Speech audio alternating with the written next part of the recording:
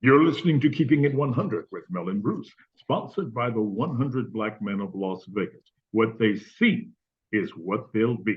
I'm Mel Tiller, your host. I'm thrilled to be with you today. And my guest is Mark Walters. He is the community organizer for an organization called Faith in Action Nevada. Mark, welcome to the show. Mr. Mel, it's a pleasure to be on the show. I appreciate the invite. Listen, I'm thrilled to have you on board. You guys do some very interesting things.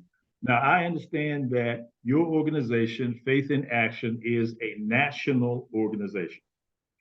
Yes, so Faith in Action Nevada is actually attached to the national organization called Faith in Action, which is all across the country, has federations in Africa as well as South America. And so we're just one of the federations here in Nevada. So Faith in Action is a nonpartisan, multi-faith organization that organizes for racial justice, economic justice, and an inclusive democracy. So our work is rooted in transformative organizing. And what that is that's organizing led by communities of faith, those directly impacted by racial, criminal, economic justice in Southern and Northern Nevada. So we also have a location in Reno, Nevada. Okay. Now, I understand that you just moved to Las Vegas. Where did you come from? I actually came from Las Vegas through Dallas, Texas, by way of New Orleans. So Okay. my work in community, I've been organizing in the community for about a decade, and it started in Louisiana, in New Orleans. I always say that my mom and dad grew up right next door to each other on a one-block street in the Lower Ninth Ward, so I felt like I was supposed to be here. Now, you were recruited to come to Las Vegas because of some of the work that you did in New Orleans.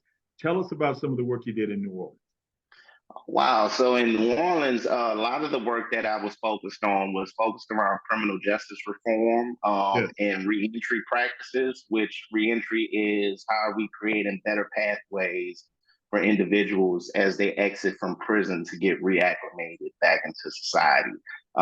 And some of the victories that we were able to accomplish over in Louisiana was one, to get the governor at the time to sign in the legislation, have you been convicted of a felony, remove that question from state level unclassified jobs, which was a big win because that question, started to become life decisions for folks.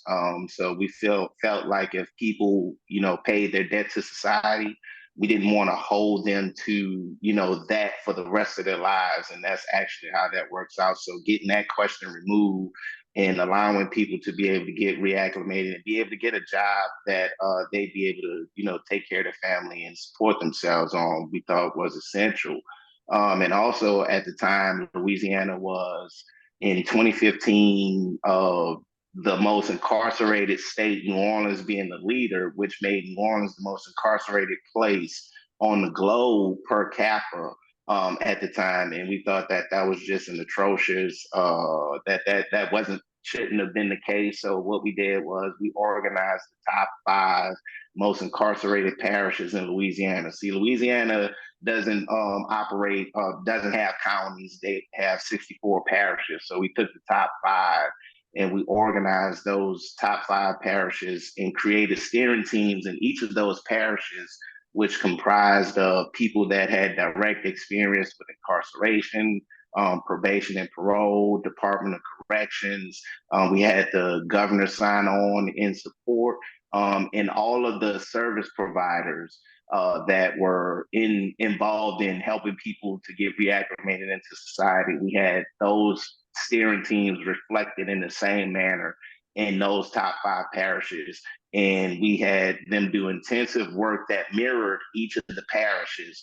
And we were successful in getting a prison reduction of 20,000, which actually saved the state at the time $3.5 million. And the caveat to that was that we had built enough independent political power that we were able to direct where those resources went. So we made sure those $3.5 million in resources went to capacity building for organizations that were doing work around reentry and criminal justice reform. Some of the people who are listening now are getting very excited. How about giving us your contact information? So the best way to reach me is through my cell phone. So if you see my cell phone number starts with 214, so it is a Dallas area code. Area code 214-497-8957. I do answer calls with other zip codes because I know that I've dealt with people all across the country. So I hope people would do the same for me. I like that. I like that a lot. What are you all focused on here in Nevada? What is Faith in Action Nevada focused on today?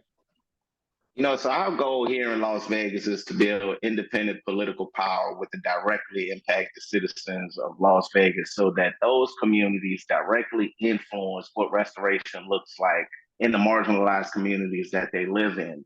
And what that looks like tangibly is where we are right now is with me being a little over 60 days in, my goal is then to build deep relationships, starting with clergy. Not saying that we only organize clergy, but I think with us being a multi-faith organization, it is imperative to get the clergy on board first. So building deep relationship with clergy, developing them in the skill set of organizing, because organizing is a skill set and is intentionality, and we're doing that through getting clergy to commit to hosting listening sessions with their congregations.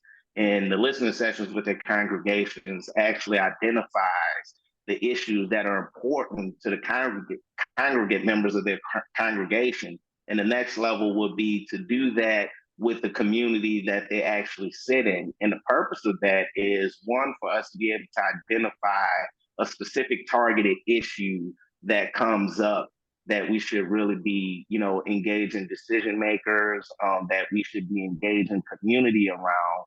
One, to build awareness, two, to find a resolve for that issue, and three, to make sure that that issue is implemented in a way that is beneficial for those communities. And a piece of that is tied to the voting process, because it allows us to be able to, as we engage the people that are running for candidates in these that represent these communities, to be able to know without a shadow of a doubt where the community stands as it relates to what's happening in their community, and how does that influence their platform. So we're not saying vote for this person, that person, vote Democrat, Republican, because we are nonpartisan. We just want to be able to get the folks educated on the issues that are out there, and also get the people that are running for campaigns educated on what issues are truly important to the community. So, have you been making contact with candidates running for office next year? So thus far, the only candidate that only candidate that I've met was Ms. Cara Jenkins, and that's actually how you and I end up getting connected.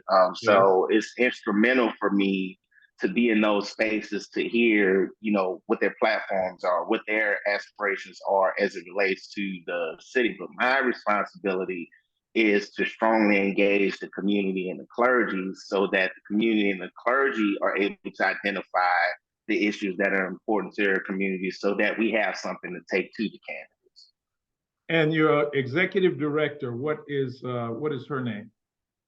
My executive director is Ms. Shonda Johnson, awesome individual that has been operating solo in two different places, Reno and Las Vegas, over the past 2 years. And in her words, she plucked me out of Dallas, Texas to bring me here to Las Vegas to be able to be the on-the-ground person to build capacity within the community. Well, I am very excited to have you here. We're very excited about the work that Faith in Action Nevada is doing. So thank you so much for your time. What message would you like to leave our audience with?